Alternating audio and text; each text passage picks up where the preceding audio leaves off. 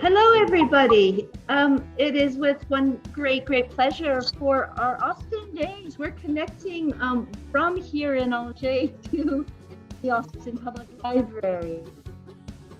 And this is reaching out overseas between two libraries. We're very excited and very thankful to have Melissa Wise today, who's a librarian at the Austin Public Library.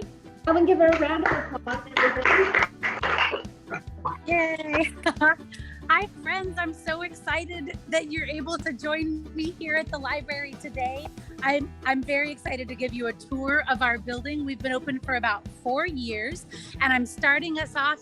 Here we are on the roof, and the roof has a lot of seating spaces. It's a very rainy day today, so I doubt the roof will be very popular today, but in general, it's a super popular place to sit and study or work. We also have a lovely garden full of native Texas plants that serves as a stopover for migrating butterflies. It's covered with solar panels, and this is the largest installation of solar panels in downtown Austin.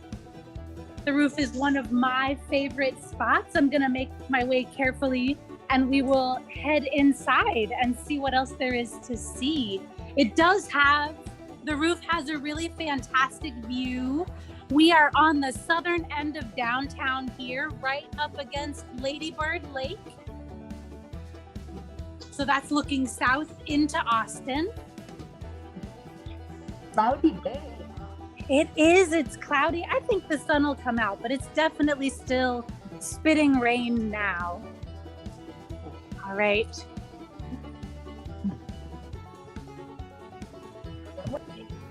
All right. So this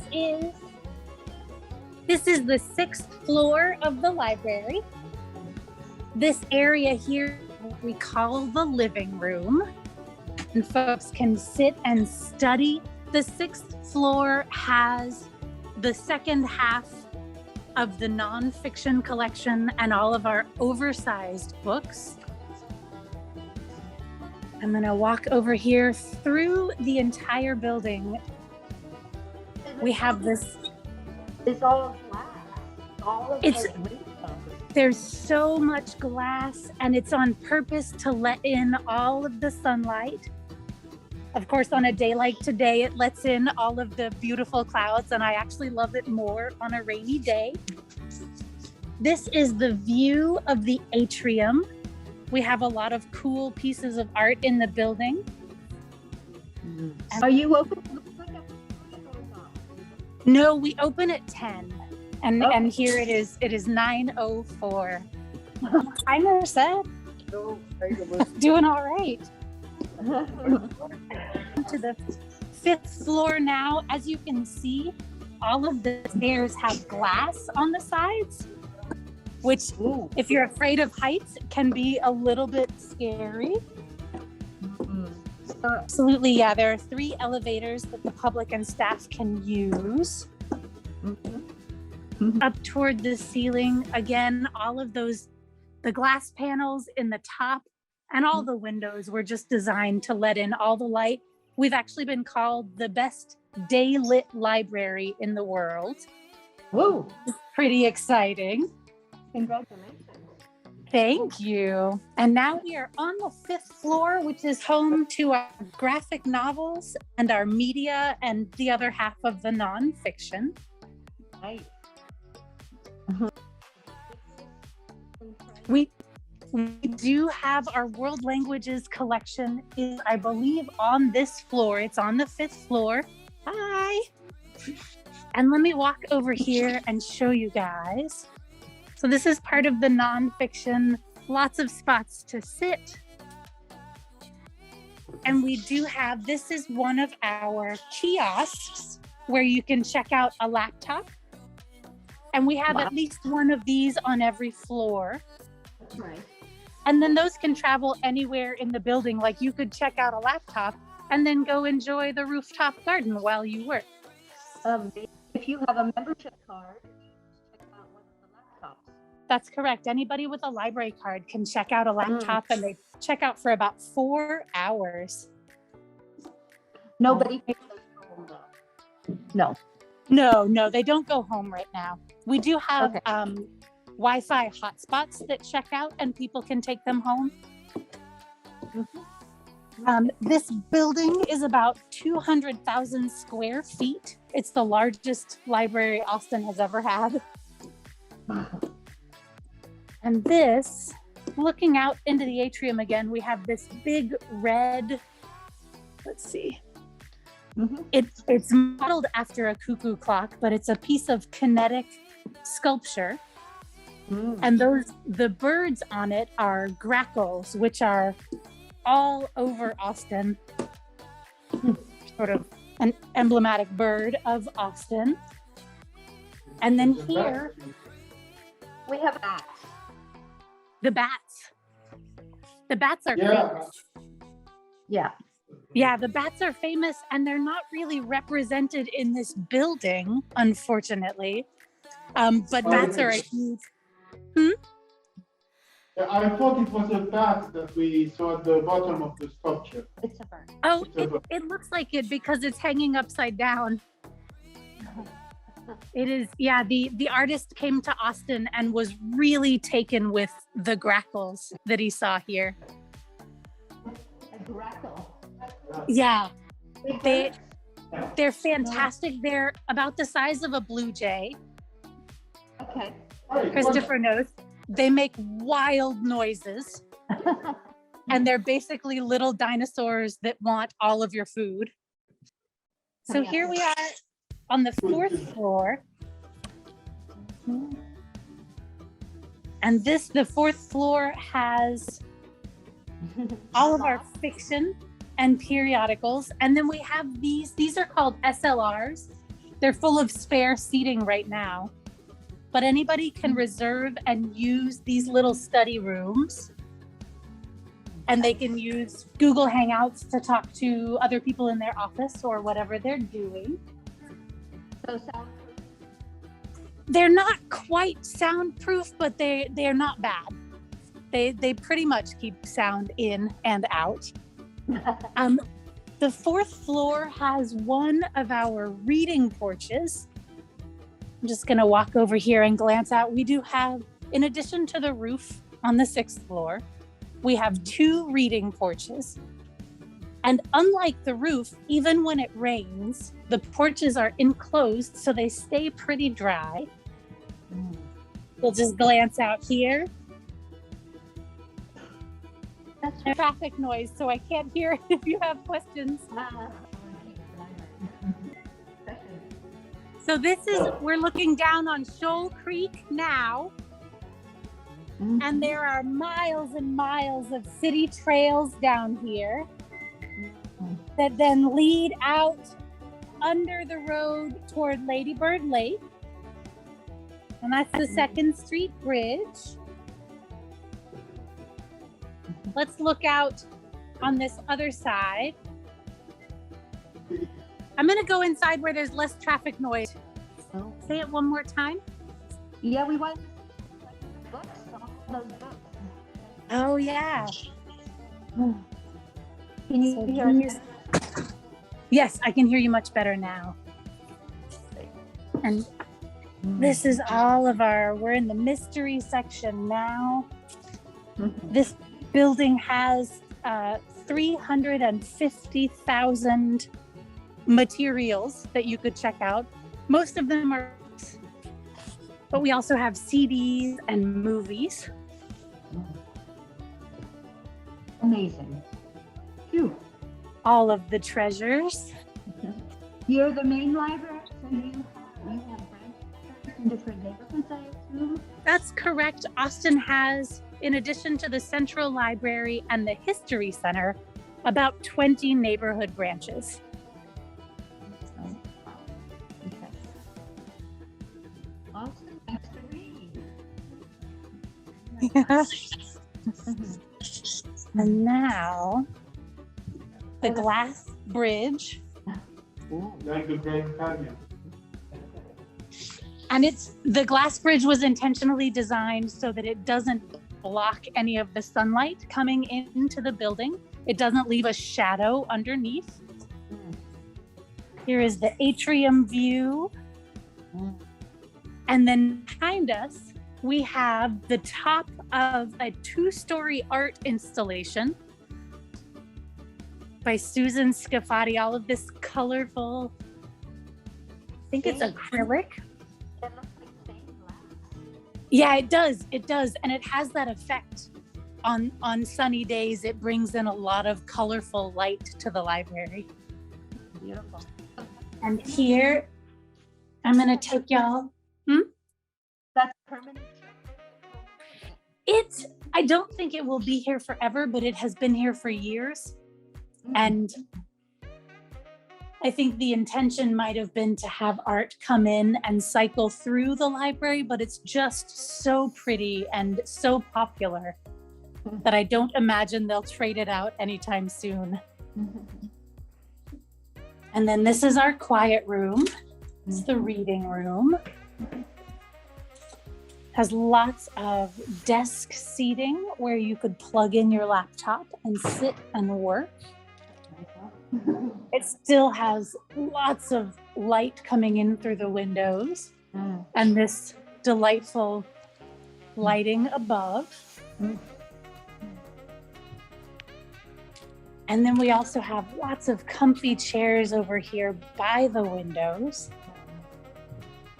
Can you give us the name of the artist? I believe the architect firm is Lake Flato, Flato, and they're based out of San Antonio. And they did such a brilliant job with using local materials. This flooring is Texas mesquite, and it's end cut so that you can see the grain. Mesquite is kind of a wood. It's a tree, yeah, that's correct. And then the exterior of the building, there's a lot of metal scrim, but there's also a lot of Texas limestone. Beautiful. And then here we see the top of a quote wall.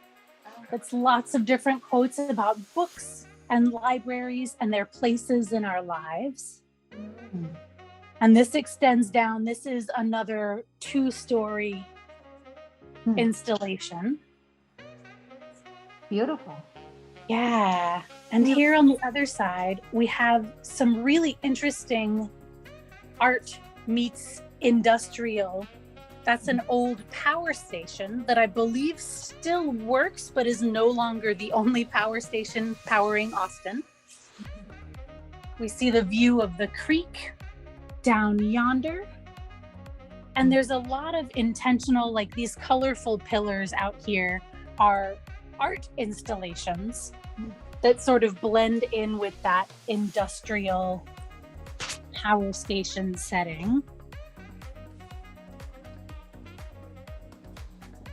And we are part of what they call, this is 2nd Street down here, and they're calling this area the 2nd Street Eco District, because a lot of the buildings, like the library, have been planned with energy savings and eco-friendly materials. I'm gonna wander out of the reading room here. That was our reading room. Tell us what floor you're on. I can't remember. We're on the 4th floor. Okay. And it's actually somewhat difficult for our patrons to remember what floor they're on as well, because we sit on a hill. So they usually come in the 2nd floor and assume that it is the 1st. Lost. So here. Lost in space. Exactly. And we're here to help. So here we have more sitting spaces, periodical shelves, and our new collection. This is everything that was published in the last 6 months or so is what we call new. And we really have a lot of cool art in the building. This mural was inspired by local artist Daniel Johnston. We do have a lot of express checkout stations in the building. Mm. We are always here to help, but we do want to empower customers to be able to do it themselves. Yeah. The university library. In the university library, we have the same model for express checkout. Oh, does it? Yeah. They work really well. And I'll tell you, as we're about to head down to the third floor, which is the children and families floor, and I am a youth librarian. The children, nobody loves the express checks more than the children. It's a lot of fun for them. It's really great to see. So here we are. I'm going to head carefully down these stairs. We get some comparisons to Hogwarts with our stairs that come up willy-nilly all over the building. Happily, they are not actively moving. Here you can see the 2-story, that's the full piece of art by Susan Scafati. And I'm going to pan the third floor. On one side, this is the children's room. That's for ages 0 to 12. And then on the other side, we have our teen room, which is reserved specifically for those between ages 13 and 18. And it's a lot of fun to tell teens that they have their own space in the library where they can hang out, but their parents cannot. Oh. It is a very popular place for our teens. And do the younger kids try to get into the teen section? They do, and every welcome to come into the room, because the book and the movies that are over there, those are for everybody. A lot of folks read there before they hit 13, and then a lot of us never stop. So everyone's welcome to go in. Even parents can go in and check on their teens. But all the hanging out, all the sitting down, using computers is just for them. Those round, yeah. There's glass, right? There is glass, Okay. which is not obvious to some of our younger customers. And so we've had to put some stickers because we get a lot of bumped heads when kids try to dive right through. Ooh. They're also very popular places for kids to sit. And they like to sit because there's quite a lot of space actually before you reach the glass. So they sit in both sides of it. And then let's head into the children's room. Here we are. Oh, Halloween already? Are you kidding me? Already. It is October 1st. Oh my gosh. Here we are. It is the spookiest season. And we usually start those because people have already started. As of 2 weeks ago, people were already asking for our Halloween books. I wanted to show you, so the window is from the inside. And we do have a couple we've got signs in them that say nope, because kids do try to climb up to the tall ones, but we've tried to put some of them off limits. And this is a space where we have all sorts of craft programs. We have seating, we host field trips in here. School groups who come to do research or come to enjoy the library. How many librarians do you have? So on the youth team, we have almost 10 people. And it is split. We have about 14 who specialize in teen, and then about 5 who specialize in children's services. But we all do a little bit of both. We have lots of books in this room. And back here, we aren't really having events currently because of the pandemic, but we do certainly have author events. And there's a space on the first floor that's perfect for hosting those. I will show you that in just a little bit. This is what we call our tween, can you see it? A tween lounge. We discovered that having a space set aside for teens made some of our 9 to 12-year-olds a little bit sad. So we tried to make a space for them. And it's back here. We have our zine collection that tweens have made. And we have all of our graphic novels, computers where they can play Minecraft or Roblox. Another kiosk. This one checks out not just laptops, but a specific tablet that is loaded with educational games for kids. And this is where our second porch is. Let me walk you through that. It's loud out here. We do have from the old power plant some of their old wheels. And kids love to spin these wheels. It's another fun thing to do at the library.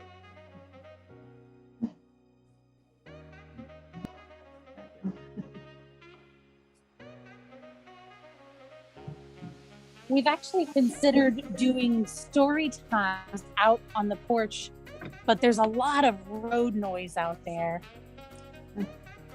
This is an art installation. It's actually not painted on the wall. They are decals by artist Misha Blaze. And then this is for you, Phoebe. Famously, Phoebe. We have that same book. Good. Yes. This is our picture book collection.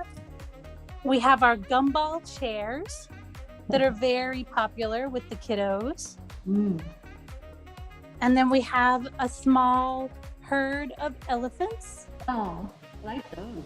They're fantastic, and they can be sat upon. We have kids sit on them. We have kids push them around the library. They get relocated frequently. And the other side of the room is the opposite of the tween lounge. This is where we have sort of baby town. We don't currently have toys out, but we did have toys before the pandemic, and we will again. For folks like to come and spend a lot of time here. Nice. Wonderful.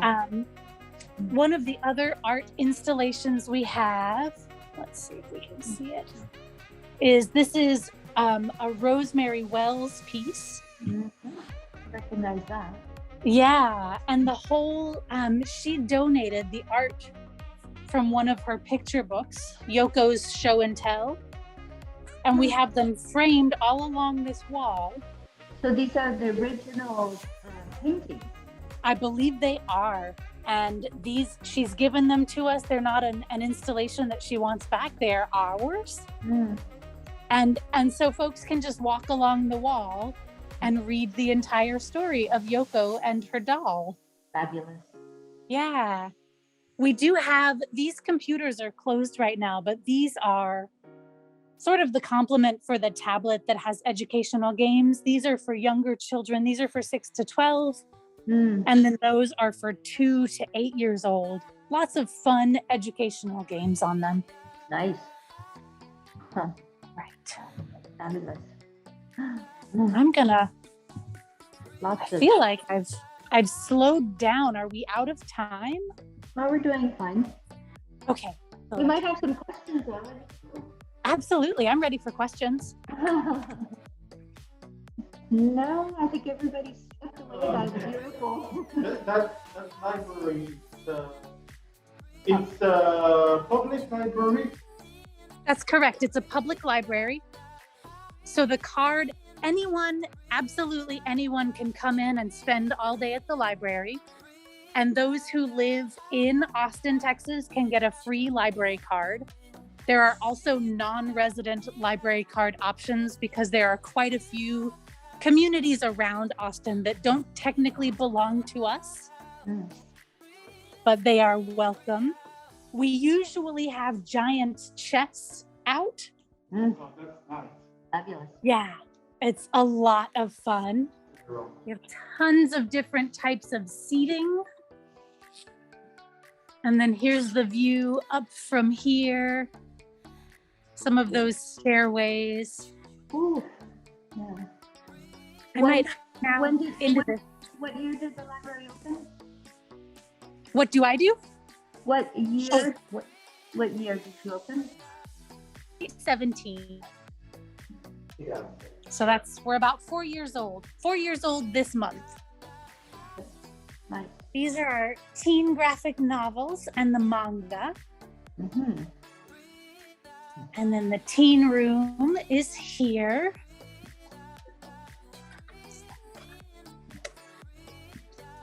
We have gaming computers, and we have art that was done by actually the local Mexicarte Museum. And this is art that's done by teens. Everything that happens in the teen room is really driven by the teens. We have a teen council that helps us decide what kinds of events they want to have and what kinds of art they want on the walls. Fun. Yeah. That's our collection of 3D printed stuff.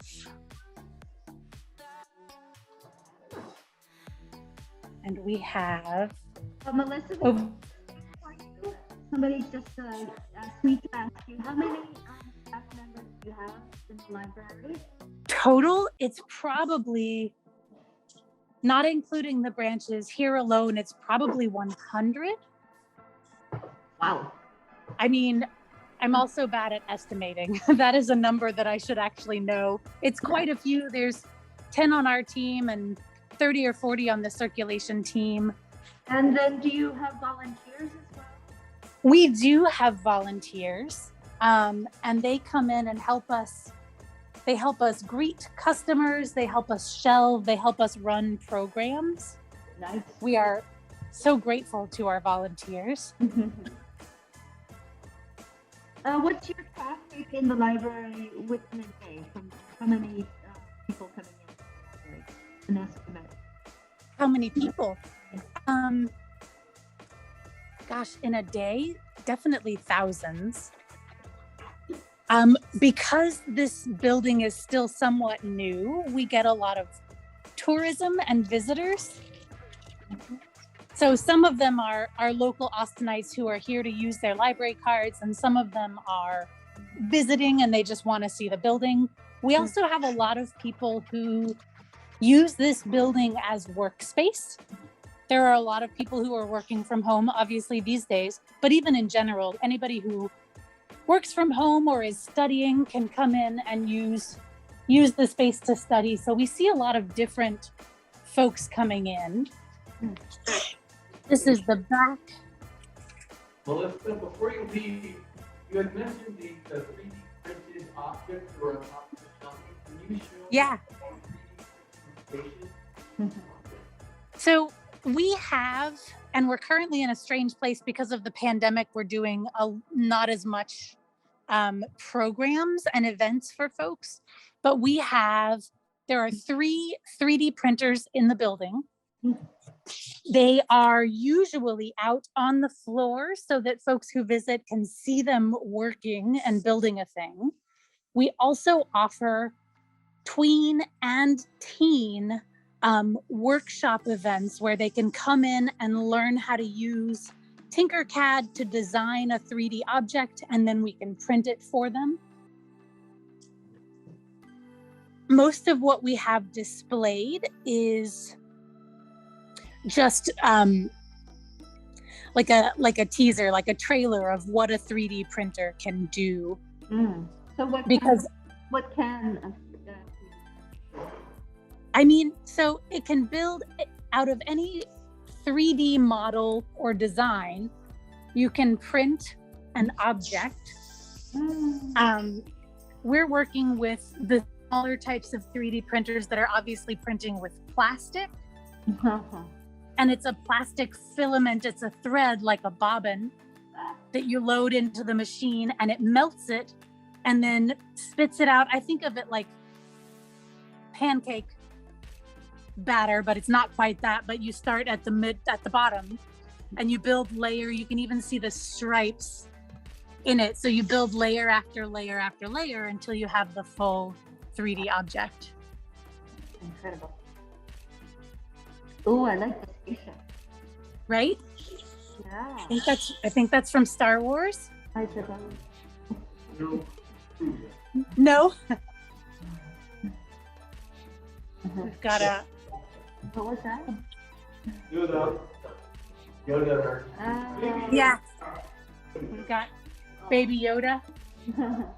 This one is my favorite. It's I don't think it's life size, but it's a model of a heart. Oh. Quite correct. Anatomically speaking, it's quite correct. Is it? Yeah. That looks like a big heart to me. Awesome. Yeah. I wish that we had, in addition to this, a bisection of it so that you could see all the chambers inside. Yeah, I see what you mean. Yeah. Maybe the next thing we print can be that. All right. Well, I will walk us down now. So we're on the 3rd floor. That's the youth and children's floor. Oh, and we have these lovely chairs. Oh, nice and comfortable. They are super comfortable. I think of them as our teen test, because unless you're a teen, you're going to have a hard time getting up out of them. So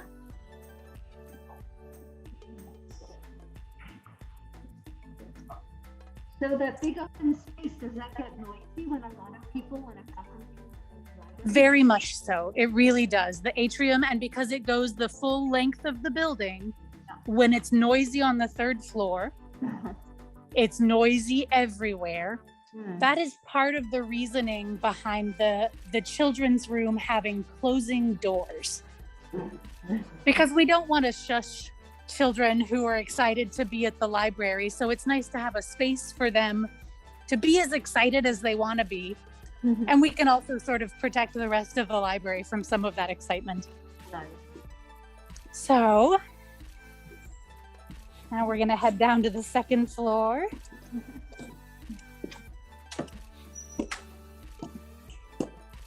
That is one of the entrances from the creek.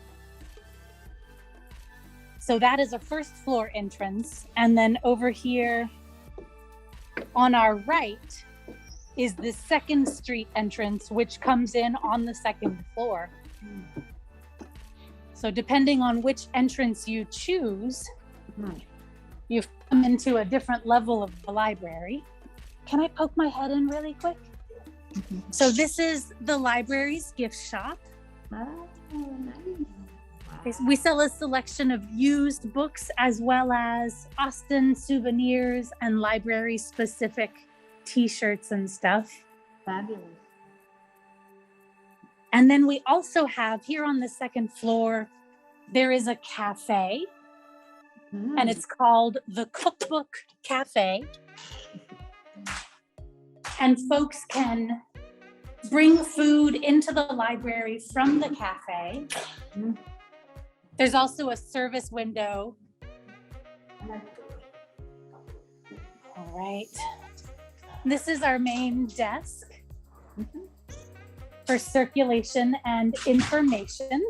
We also have on the 2nd floor,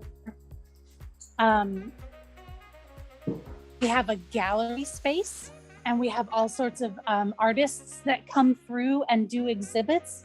Again, this gorgeous mesquite flooring. No exhibit at the moment? There actually is there wasn't an exhibit when we spoke 2 weeks ago, but there is an exhibit now.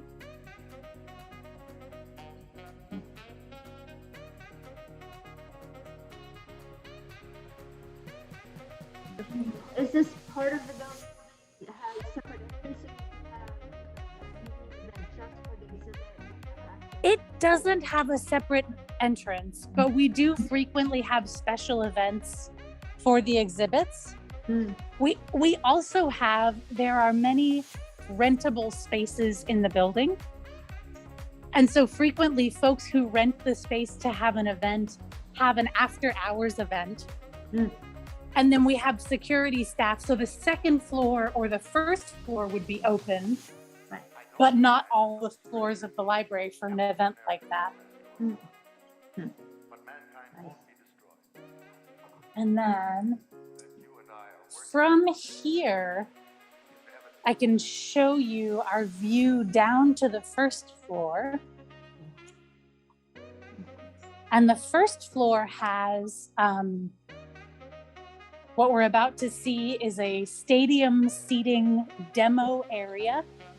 This is what I mentioned earlier when I talked about author events. Nice. We have them here in this space.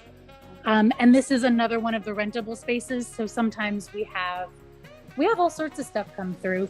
We also have on that far wall, that cutout, the door slides open and there is a demo kitchen. So if we have a visiting cookbook author, we can have a cooking demonstration. It's a really exciting space that can be used for just so many different things. And the other part of the first floor that I think is closed right now is the special events center. So there's a large event center that we've had concerts in. You can fill it with tables and have a banquet or a reception. We have people have their weddings here in the library. It's a very popular space. I'm just gonna look up again. Wow. Sorry, I don't know if that's vertigo inducing. We're getting busy here. Right? We currently also have a passport office where we can make appointments with people and help them get their passports. Nice. There are 300 computers in the building between the desktop stuff and those kiosk laptops. And that is about it. I think I hit all of the points. Does anybody have any more questions? Go back a little bit more to that display of books you have right there. Oh. What is this here? This is for, and it's actually already passed, but this was a display for the International Day of Peace. We also have information about the mayor's book club. Whoops, what am I pointing my phone at? Oh, there it is. Yes. Interior Chinatown. Yeah. Chris brought a copy for us here. Oh, excellent. Awesome. Yeah. And then this is our community board. Nice. So the Austin Film Festival, when does that happen? Oh, that is a great question. I saw it up on the board there. There it is. October 21st to 28th. Nice. Great. Yeah. Wish And we're we could help on the plane. right? I wish you could too. Can you give us our opening hours? Your opening hours. Right, we're open from 10. We're currently on shorter hours than normal. So right now we're open from 10 to 8 Monday and Tuesday, and then 10 to 6 Wednesday through Saturday. That sounds pretty good. Yeah. And in outside of pandemic times, we're open every day of the week. And some days from 10 to 9 p.m. Right. I have another question. Yeah. Well, I know you have an underground parking garage. I haven't talked about the parking garage. We do have a 2-story underground parking garage. Because this building gets so much traffic, we all wish that we had a bigger parking garage, but it's a much bigger garage. The old version of Central had just a really small lot. So it's nice to have a dedicated garage. There's also a lot of parking in the downtown area. And what about your bike parking? So that is outside here toward the trail. We do have a bike corral, which can house up to 200 bicycles. Because of course these trails lead all over the city and loads of people bike here to visit us.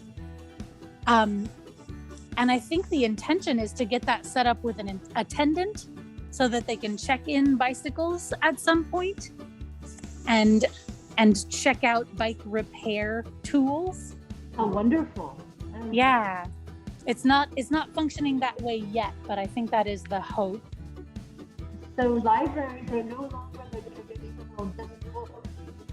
That's correct. Yeah. And that's what this building was intended to be. It's not just a warehouse full of books. It's a lot of space for people to gather and share ideas. It's really a community space. Nice.